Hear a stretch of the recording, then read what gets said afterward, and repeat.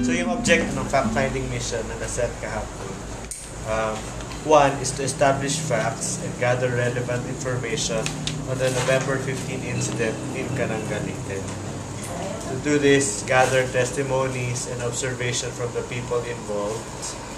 And B, identify possible parties and individuals responsible for the incident.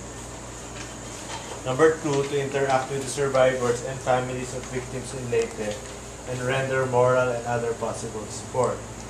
And number 3, recommend appropriate measures to find closure and justice for the victims of the tragedy.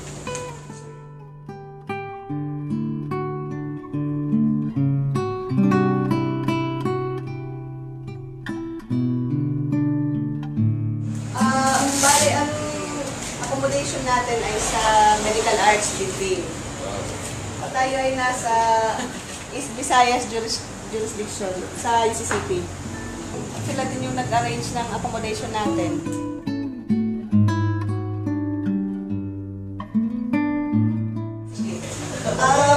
Pag-alis natin for Cananga, ay dala na natin yung pack-lunch natin. Mukhang okay naman doon sa EDC na sabi ko 3 teams tayo. So, akala ka nila hanggang yung PNP.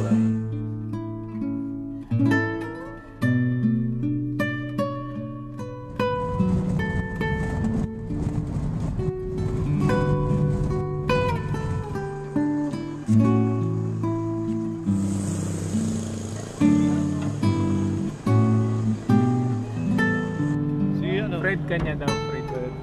Mario.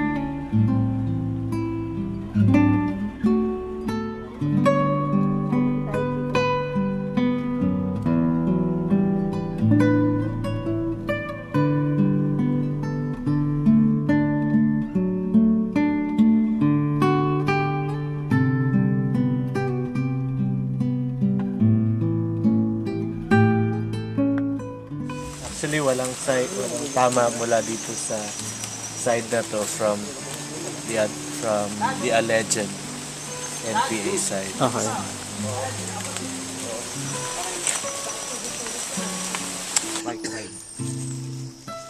Pero yung bullet marks doon, coming from the vantage point, mukhang doon din galing. Sa side na yan. May plot natin. Sige.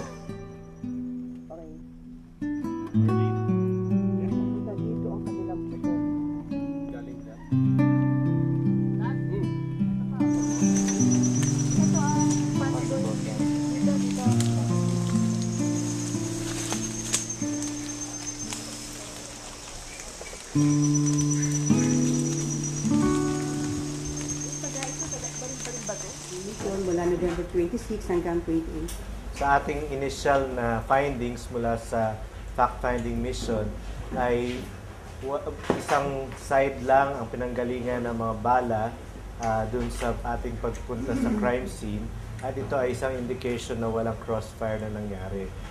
Dito sa ating pagtansya nitong physical evidence na ito ay makikita natin na yung sila Leonard ko na gumagawa lamang ng isang tree survey doon sa area ng malapit sa pad 403 ng EDC ay tinamaan ng mga bullets na nanggaling doon sa taas ng ridge.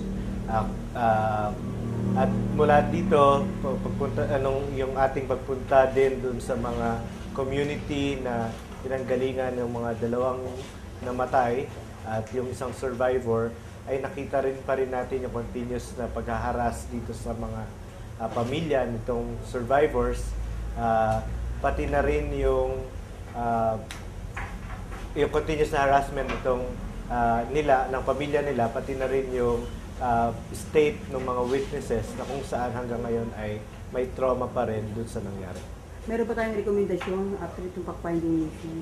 Ang ating rekomendasyon dito ay ang patuloy na pagkakalap ng mas marami pang impormasyon, lalong-lalo na dun sa mga naibigay dun sa mga investigating bodies like the CHR, the DOJ, at yung pag-follow up pa ng ilang mga interviews dun sa mga key personnel doon sa EDC at pati na rin doon sa militar.